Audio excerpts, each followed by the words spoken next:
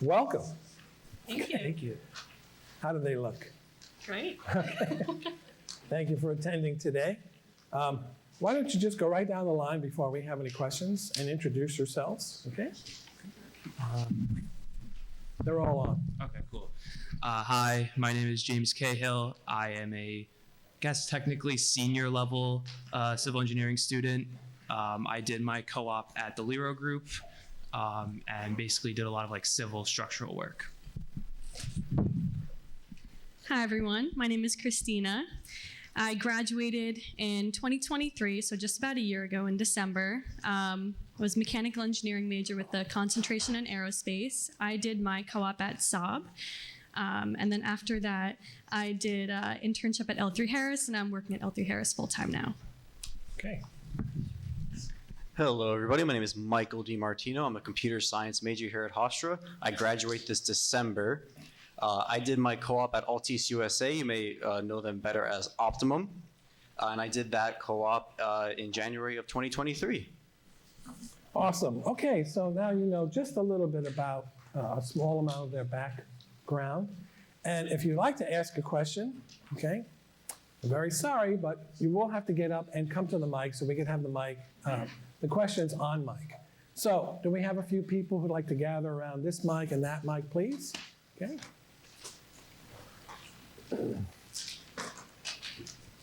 Way to go. Okay. Anyone else would like to get up and stand and wait? It's not a big deal. Good. We have two folks so far. Great. You can go first. Okay. Word. David, go right ahead. Okay. All right. I have a question about how much each of you earned in your first year working, if you mind us. No one's shy about that. On the co-op, correct? Oh. Right. Okay. Thank you for your question. No problem. I guess I'll start. I don't know the exact total sum, but it was somewhere like 23, 25 an hour. So do that over like 8 months, 40 hours a week. I'm sure you get some number. I just don't know the exact number. When I started off at Saab, my salary was $20 an hour. And then after 9 months of my co-op, I negotiated to 22. And then I stayed on for another 8 months part-time while I was working at school, and I stayed on at 22 an hour. So while I was in person, it was 20. When I was doing remote, it was 22. Oh. For the entire 9 months I spent with Optimum for the co-op, I earned $20 an hour. Thank you, guys. I was wondering how easy it was to get each of your co-op like internships and how the process was like, how many rejections you got, how many acceptance you got, like something like that. So, I mean, the actual process wasn't too bad. You have to take, I believe it's co-op 199 or something, some course to get in. CEAS 100, that's what it is. You do that for a semester, and then once you want to actually have your resume get sent out, it basically, you send it to Mr. Caniglio, and then he kind of fans it out to all of his like industry representatives. Then from there, you kind of wait on them to answer you. In terms of like rejections or like acceptances, I guess, I think I had about 5 or 6 companies reach out. Either got like cold shouldered or like negged by like 4 of them, and then 2 of them actually, wanted something. So then I kind of went further from there. In terms of like difficulty, it wasn't too bad. It's just like kind of like the anxiety of like interviews. It's very anxiety inducing. So like, that was the hardest part, really just preparing for them. But other than that, it was pretty smooth sailing. Yeah, I agree. The internship that I did, it wasn't through like a partnership that Hofstra had with this company. Like I found Saab just had a posting for a co-op position, and I was interested in the company, so I applied to that. And then I was applying to a bunch of different internships for like the summer, just in case a co-op didn't work out. And Saab was the first company that got back to me with an offer. I was interviewing with a bunch of different companies for internships, but Saab was the first company that got back to me for an offer with a co-op, and then I accepted that one right away because I was really excited. So I don't have experience necessarily choosing between different companies for that, but I think generally, if you have a good feeling about the company and you're excited to work there, everything kind of falls into place with that. But it was, I don't think it was too difficult to necessarily go through all the motions. Like you said, taking C's 100, going through all the motions with Hofstra, with Mr. Coniglio, and finding the right fit for you. It was easy. Yeah, I have to echo what they said. It was very easy. So C's 100, it's a 0 credit course. I took it on top of an 18 credit course load, like 6 courses, 2 labs, and I managed to take it on top of all of those, and it was no issues. A few papers, interview preparation, resume review, and then as mentioned, you send your resume into Mr. Coniglio. He sends it out to the companies, and within one day of Mr. Coniglio sending out my resume, I had 2 separate companies calling me and emailing me asking to set up an interview. One of them was Altis, and I just went all the way with them. I had the interview, it went well, and they offered me a position the week later. All right, thank you. Very good. Next 2 questions. Let's continue. Let's line up. Great. Thank you. Oh. I know you have a question. That's just your problem. Please go ahead. Well, first, clarification question. We're not allowed to join the co-op until junior and senior year, correct? Right? Yes, yeah, Okay. you have to be a junior. All right. to- So then, question based off that. Let's say you're a freshman or sophomore. You're coming into college, obviously. How would you? What would be your advice to prepare for the co-op program later on during your junior year? So, I mean, the way I did it, and this is kind of the way I would recommend it, is take C's. I mean, as Mike said before, you can take it like during a really heavy semester, but you can take it, I believe, like as you're a freshman.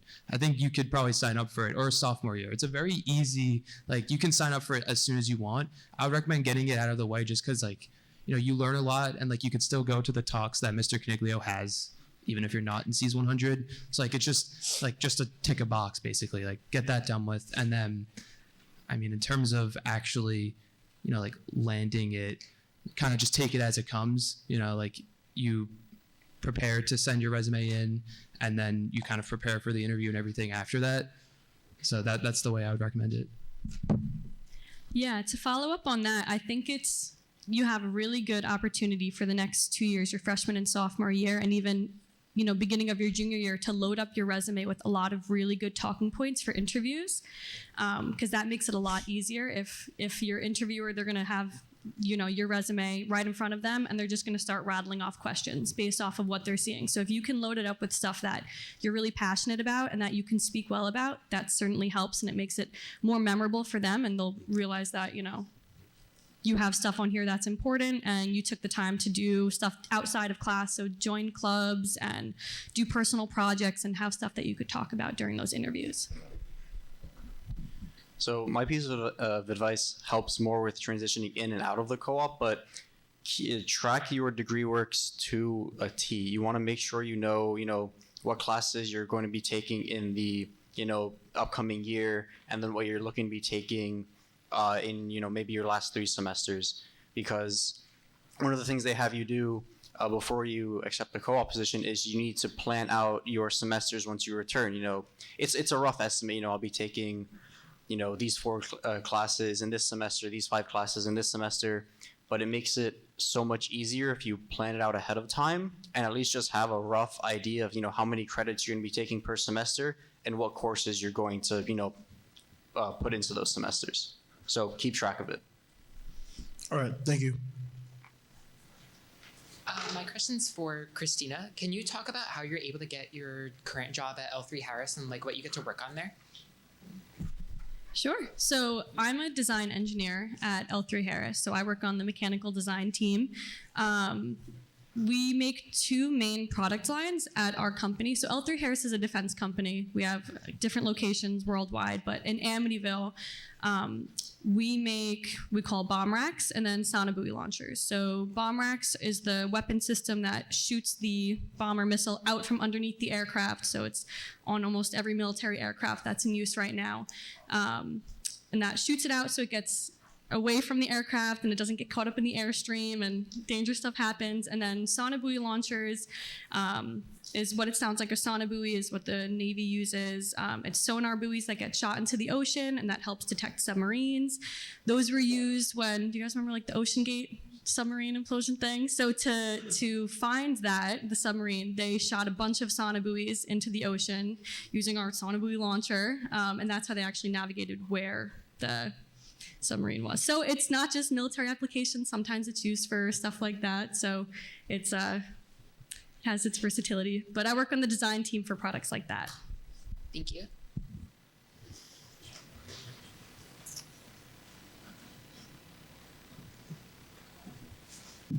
Someone else? 2 more people? 4 more people? Oh, great. Got someone? Great. Good.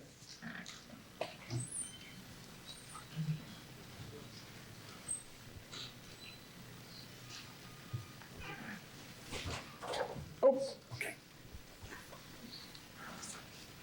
Hello. My question was, does everyone get the co-op? Because it sounds like everyone gets a good opportunity. Huh? Just be a little louder. Oh, hello. My question is, does everybody get the co-op? Because it sounds like everyone usually gets an opportunity, but are there some people who could get rejected? From what I heard, like a lot of people don't necessarily go out of their way for it, so it's kind of like a small sample size to begin with. But most of the people that I know that have tried to get them usually do end up getting them one way or another, whether it's through Mr. Kinklio's like corporate partners, or if they find like a listing somewhere, one way or another, people usually end up getting one. Yeah, I don't have too much to add to that. I agree. I think when you get to your junior year, there's always people that are interested in it, and then there's some people that aren't interested in it. So it's not a huge pool, like you were saying. And if you find a company that you're interested, if it's on Mr. Caniglio's partner list, then he's really a great resource to go to help you, make sure you're prepared for those interviews and make sure that you're qualified for the position that you're going for. Like, they really do set you up for success. So I also haven't heard of many people or anyone at all really getting rejected or not finding positions for the co-op. Yeah, there hasn't been a single person that I've talked to that has had interest in a co-op that has gone through the process and been rejected. All of them have received a position somewhere in terms of the co-op program. But the thing is, I will, note, once you get to like the interview process with the companies, that is, 100% on you to nail the interview. Hofstra prepares you well, T100, forces you to do interview prep. But, as long as you have the skills to nail that interview, that's going to be the hardest thing, or that's like the biggest barrier for, actually landing it. But pretty much everybody that I've heard or talked to that has at least gotten to the interview step has gotten through it and gotten a co-op position. Thank you. So you guys mentioned that like the interview process is kind of like anxiety inducing. How good is the Career Center at preparing you for interviews? Trying to think if I had gone necessarily to them to help. I know in the co-op handbook, there's like a bunch of questions listed out. So I kind of just went with those and like prepared off of those, and also looked up like online, like typical like interview questions. Short answer, I'm not exactly sure, but what the co-op handbook does have is actually very helpful. So I'll just leave it at that. I also don't think I leveraged that resource, but I would certainly encourage everyone to check it out because it might be phenomenal. I just don't think, maybe I wasn't aware of it, but I do agree. When I was going for like a certain company, you can look up like L3 Harris interview questions, and you might be able to find some ones that are common in certain interviews, and I would definitely go about it that way. But it comes down to also just being confident about what you're speaking about on your resume. Like if you can speak to your bullet points or whatever really well and confidently, that does a lot. So, there's definitely common interview questions that you can prep for, and I encourage you to prep with a friend or family member, another student that you're in class with. But it could be a great resource. I encourage you to check it out. But a lot of it you can also do on your own as well. So I did use the Career Center for both interview prep and resume prep, so I'll talk about them both. For resume prep, I used the Career Center in combination with one of my professors who offered it. His name is Professor Jeffries. He does teach for any computer engineering majors. He does teach the intro courses, so if you have him, I highly recommend to keep him as a resource. But in the combination of the Career Center and him reviewing my resume, I genuinely think my resume looks like great. So I definitely recommend it. As for the interview process, I use their tool Big Interview, where you would be given a prompt, and you wouldn't even have to go to the actual Career Center for this, but you were given a prompt, and then you would record yourself answering it, in your dorm room, in your bedroom, through a camera. And then I went to the Career Center, and they basically, we went over my response, with one of the advisors, and whether it was about my verbiage, whether it was my posture, don't slouch, look, at the camera. They give you advice on pretty much everything you could possibly need for an interview. All right, thank you.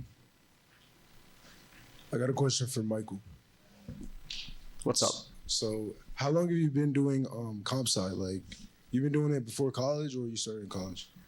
Very minimal. So in high school, I took a year of, they called it Intro to Programming. Unfortunately, at my high school, it was not a very good course. So I really didn't have too much experience with it going into college. I'd say I went in with very, very minimal exposure to computer science and cybersecurity or anything like that. And I will say, at least in my first 2 years, it was very difficult going in with nothing. But it's like, looking back on it now, it was hard, but now I feel a lot more confident in my abilities. So even if you don't have, any sort of experience, you can absolutely become a good, software developer. Absolutely. And then my second question is, how did you get such a good mustache? Because I've been trying to grow mine for like 2 years. All right. Thank you so much. All right, so this is more of a general question, but for the companies that were participating in the co-op, have there ever been any instances of non-domestic companies, like stuff outside of the U.S., or even just going to locations that isn't here in New York, like maybe Vermont or Utah or Texas or whatever?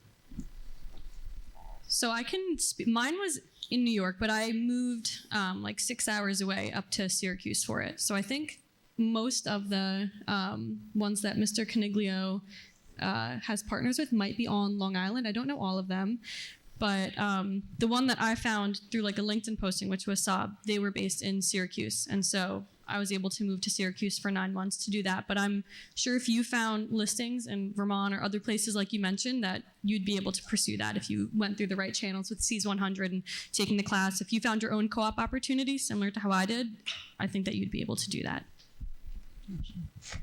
Yeah, just to piggyback off that, most of the places that Mr. Coniglio kind of shows you are on Long Island. I think the furthest one I had was somewhere up in the Bronx, so not too far, but pretty close. It's also kind of dependent on which field you're in. So for my field, for civil, there's a lot of places on Long Island, in the city, wherever you can find something. But I know some kind of majors or some kind of fields that you want to go in might be more location dependent. I'm sure if you speak with Mr. Coniglio and you kind of talk it out with him, he wouldn't have any problem kind of approving it or talking you through it. So yeah, that's just what I wanted to add. Yeah, out of the companies that approached me, none of them were out of state. I also wasn't exactly looking for anything out of state, so I wouldn't have looked for anything, in different places. But there are options if you can find them, and you can, say, oh, Mr. Coniglio, I have this company, it's in Washington or it's in Texas, and they have a co-op opportunity. He'll work with you on it. All right, thank you. Great.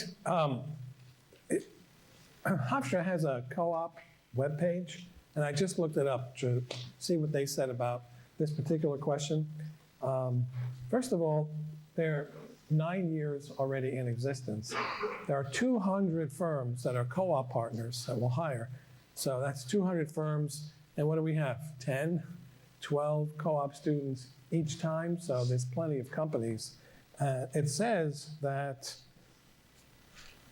They are throughout the New York metro area and nationwide. So there are some that are outside of New York, to answer that question. So you can check there, and all the companies are actually listed. All right, so we're going to take a break, do some WDSN business here, and then we'll be back with our panelists in just a moment.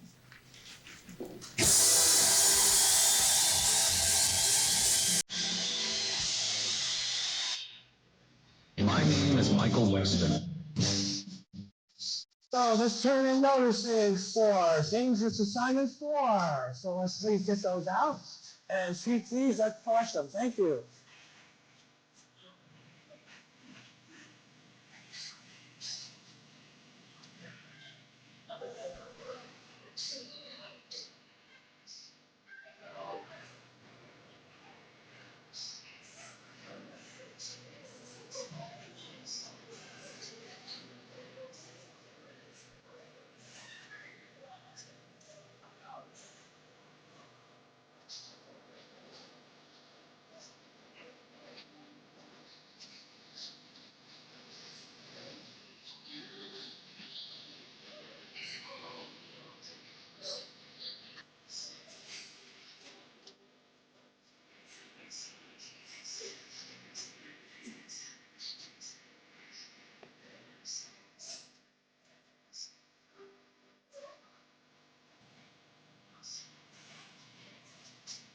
Bottom line, you're not going anywhere.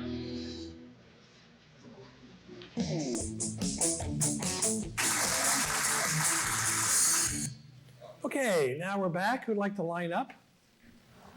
Something there? Okay, well, if they missed it, if you didn't pull it out while they were there, you can hand it in after class. Okay, great.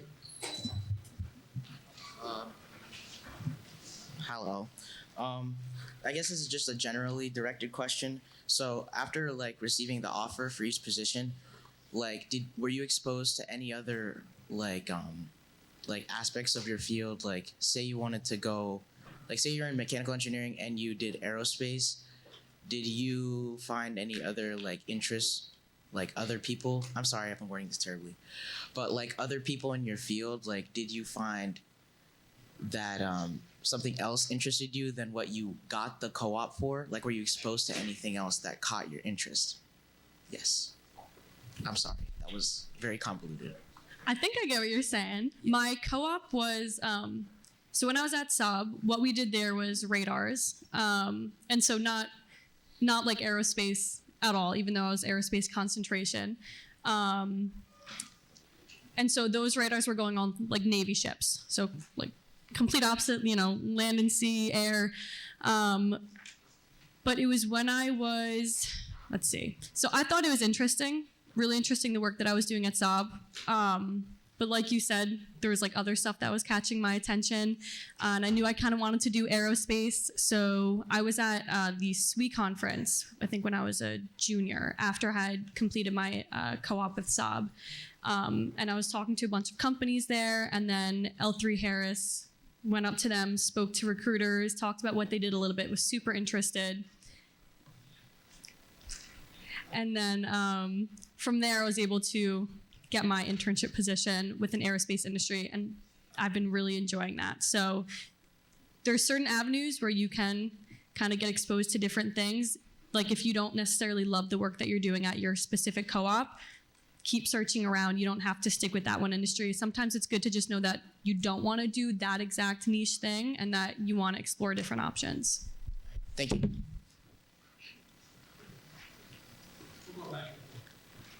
Hello again.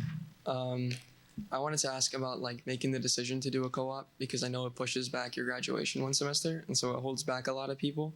So what do you have to say on like the experience doing it and then also coming back to college to finish a semester? Was it any different than anybody else, or did it just feel the same? So that was again one of my biggest hurdles with it was that I'd be graduating when I'm graduating now, so in December instead of with all the people that I came in with in spring of this year. But one of the things that helped me a lot was I emailed, so for the capstone for senior design, I emailed the director of it for computer science, Dr. DeBoli, and I said, listen, I'm doing a co-op, or I did a co-op. I did a co-op. I'm not graduating, with the rest of my group, but can I still do my capstone, senior design, essentially a semester early because I already have a group. I did a co-op, they did not. And she said, absolutely, that'll be no problem. So that was the biggest hurdle for me.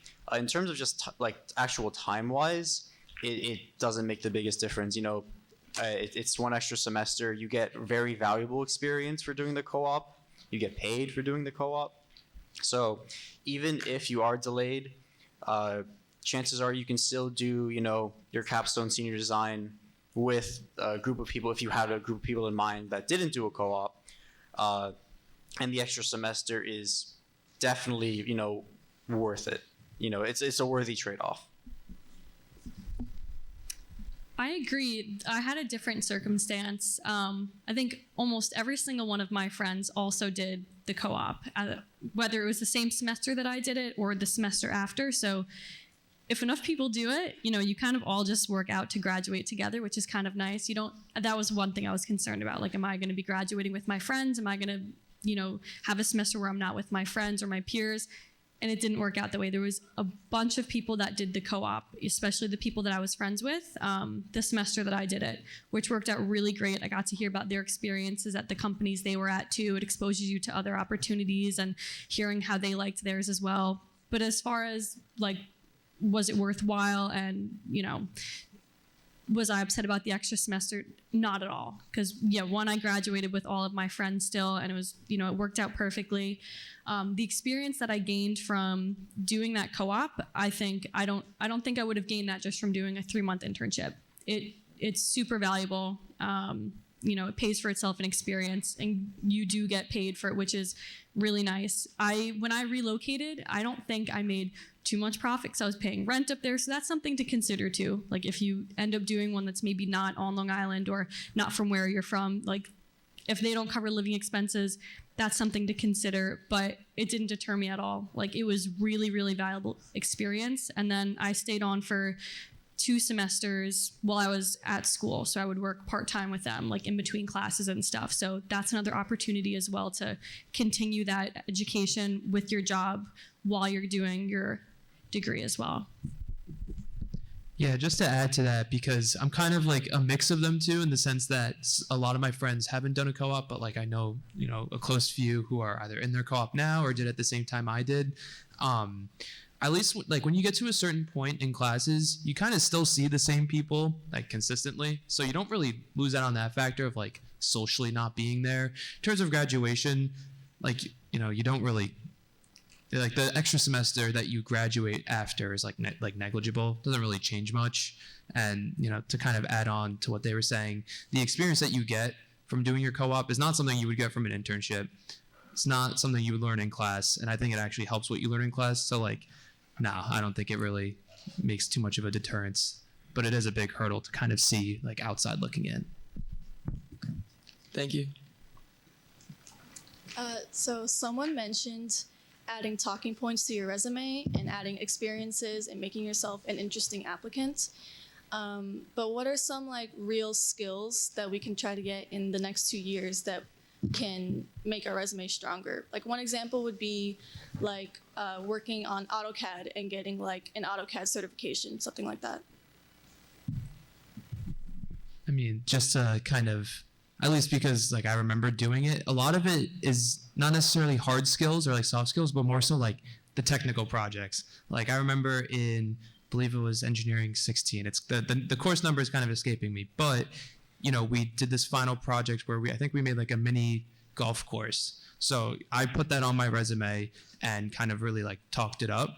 Though I would say, at this point, it's definitely good to get your skills down, hard skills, being familiar with Excel or Word or whatever, PowerPoint. And also AutoCAD is something good or something that's very good to know, but also you want to focus on any technical projects you can throw in there. And those can be any projects you worked on in any course. So. Yeah, I agree completely with that. Any project that you did in docs class, on almost every single interview that I did, I spoke about my Grand Design Challenge projects. All of it is relevant.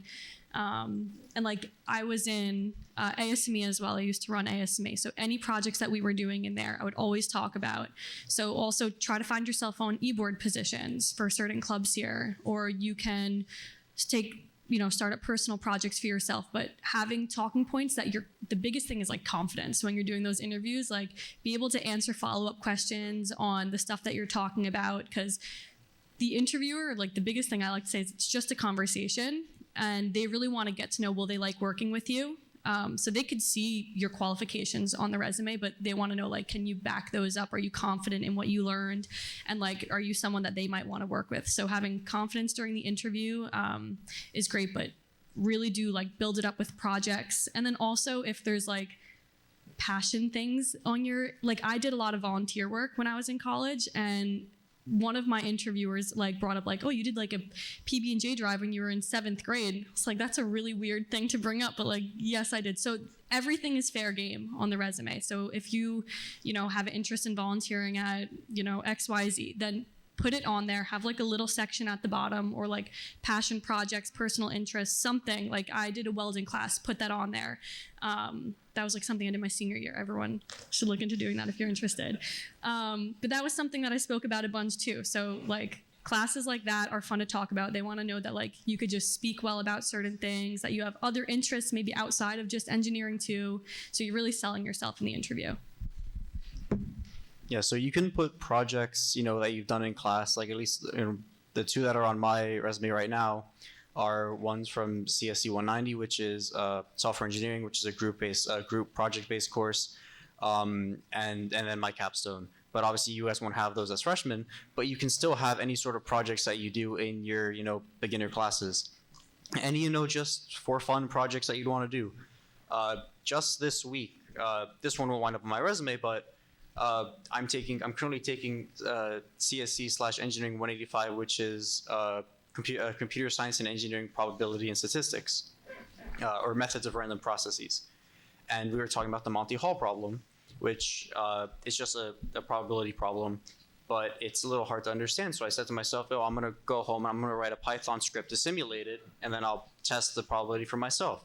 So if you wind up doing something like that, you can absolutely add something like that to your resume. Just something small that you said, I want to do it for fun and in my free time. You can throw that on there when you have nothing else, and it looks good. Thank you. Hi, my question is for Christina. I know you've graduated and you're working full time right now. So I want to know how the co-op experience prepared you to be in your field after you graduated, and how it could be skill wise or mental preparedness or anything. Yeah, it did a really good job of preparing me. I think the biggest thing to get used to is just like the work schedule. So like the 40 hours a week, like while you're in the office, you're doing these specific tasks. You do those tasks until they're done. You get more tasks from your, it's very different from with school. Like when I'm done with the day at 5 o'clock, like I'm done for the day. Which is a nice thing, but also understanding and starting to learn like office culture and how to present yourself in a professional manner. That carries through no matter what internship, co-op, or full-time experience you're at.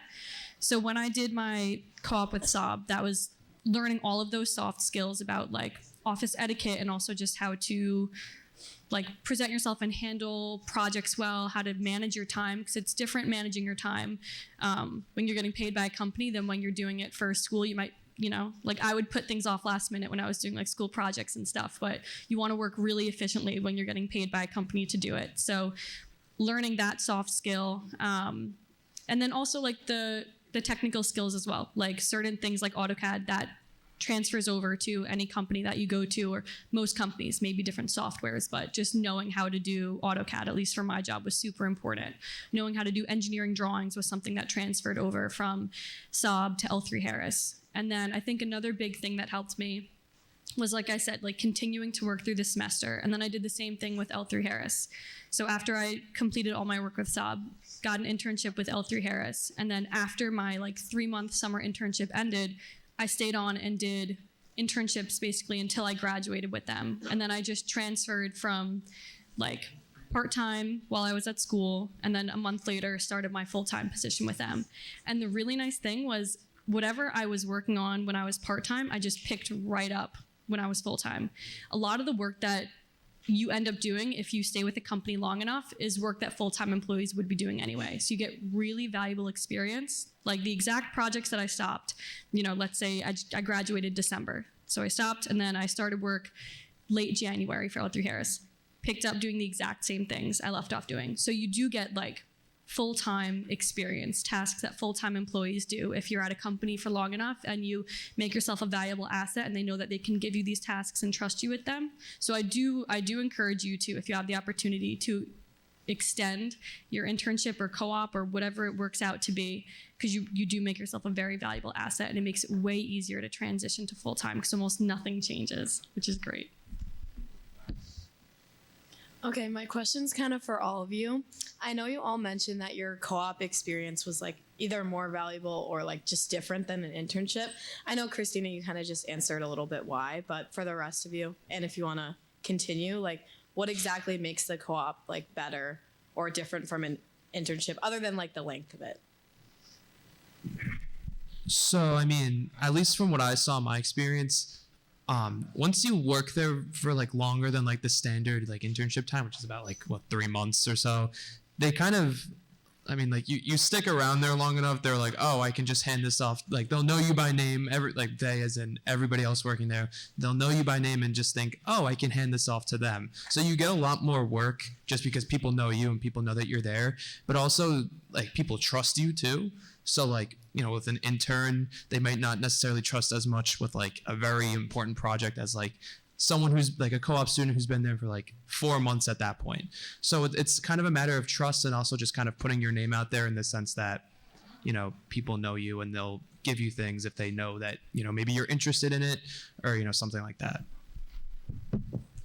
Yeah, internships, they tend to be a lot, shorter. And at least with the co-op, as soon as I started, I was treated exactly the same as the rest of my coworkers. Even if, at least internally they use the words co-op and intern interchangeably, because it was through the co-op program through Hofstra, I was treated exactly like the rest of my coworkers. I was involved in all of the meetings that we were, every single weekly meeting. I was asked to speak about my projects every single week. I wasn't, put in the corner and I was doing a one-on-one with my manager or anything like that. I was, in the thick of it. And not even just for purely work things. One of our coworkers was working remote from Florida, and he was visiting New York for a week, and I got invited to a staff dinner at like the Cheesecake Factory. It's not like a huge thing. It's like the Cheesecake Factory, but it was so nice to be invited. To be treated as like an equal, and I wasn't just like a little college intern. Yeah, I'll add one more thing to that.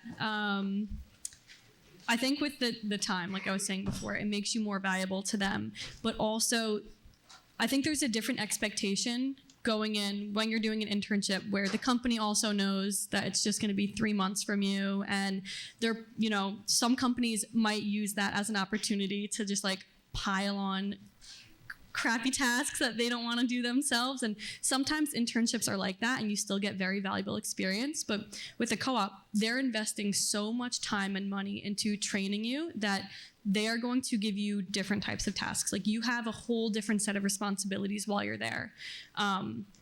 Like same thing, when I was doing my stuff with Saab, I was doing almost the same stuff that full-time engineers were doing because they put so much time and effort into training you, and they're spending a lot of money paying you too. So like they want a worthwhile investment, and sometimes that even comes with like follow-up offers for graduation too. Like after you graduate, if you have established a really great connection with your manager and your team and they want you back, they'll express that to you. And that happened, with me and then a couple of other of my friends as well who, accepted offers from their co-op. Maybe it was a year later when they were graduating, they went back to work at the same place they co-opted. So it does give you a different experience and different opportunities afterwards. Thank you. Hi. Can you explain the training process at each of your companies and how did they introduce or warm you up to the work that you're going to be doing later on at each of your companies?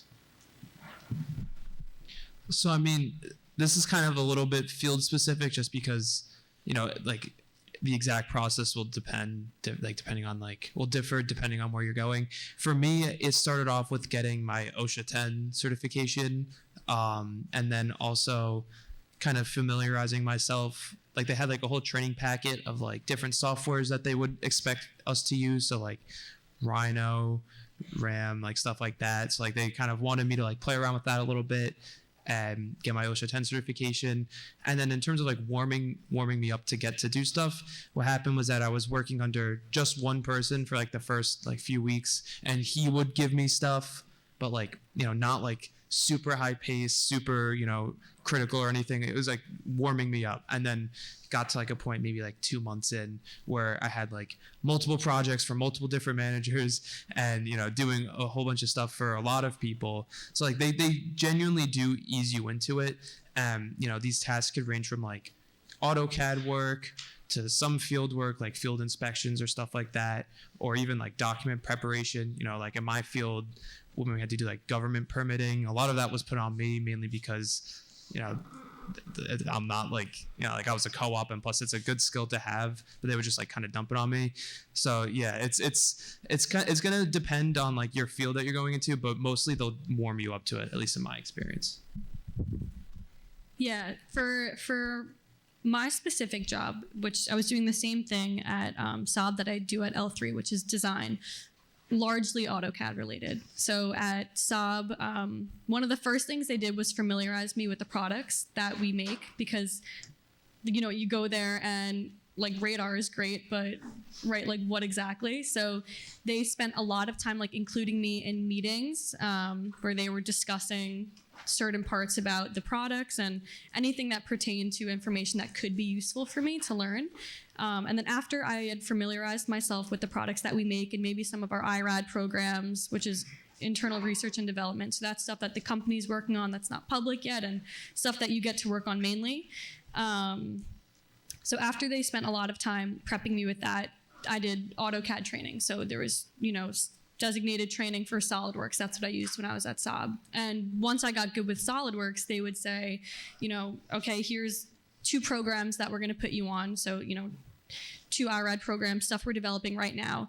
And, you know, here's this problem, here's the specs, here's the constraints. We need this thing to fit in here, do this task, start designing it. And then, you know, first thing I always ask is like, what's my time frame? Like, how quickly do I need to get this done? But then after that, you're free reign. Like that's how I started to like really learn, is when they gave me my first tasks like that. And then after that, like you handing your work, they're like, this is good, or they give you really good feedback, and then it just builds on top of itself from there, and you become like a really valuable member of the team. And like you were saying as well, like people will just start to give you different tasks because they're confident that you can do it. And like it gets to be a lot. Sometimes the interns, even at the company that I'm at right now, sometimes they have more like separate tasks going on than like the full-time employees. Like full-time might be like on 1 or 2 programs, but interns will get pulled into a bunch of different stuff, and specifically co-ops too, because you're going to be there for a long time. So yeah. So there were a few aspects to like the training in the very beginning. Like there was the training that I'm pretty sure pretty much every single Optimum employee has to go through. It's like, you know, sales, you know, these are our products, you know, if someone's talking to you about it as like just a coworker or not a coworker, as like a relative or a friend, you know, trying to get them into it. So it's, you know, some sales stuff like that. But there was also more, you know, just based on what I would actually be doing, where I'd work with one of my coworkers or my manager, and, you know, he'd show me the tools. He'd, you know, get me the, you know, IP address to, you know, connect to our Linux servers where we'd actually be doing the coding.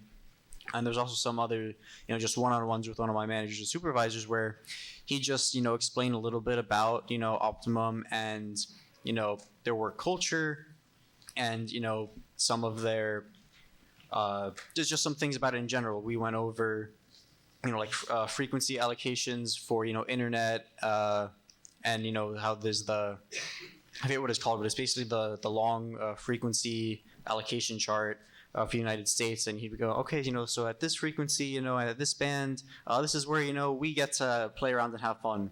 Or, you know, he'd say, oh, so, you know, when you go outside, you're driving past the internet cables, you know, and he'd say, you know, that loop, you know, what's that loop for? And I'd say, I don't know, what is that loop for? And he'd say, oh, you know, if it's so that the cables can expand and contract in the heat. So it just sort of things like that I do a one-on-one with my manager to sort of get a feel for what my work would be doing in terms of how it affects customers, how it affects the real world, and actually just getting involved in using the tools that I need to do to code. Thank you.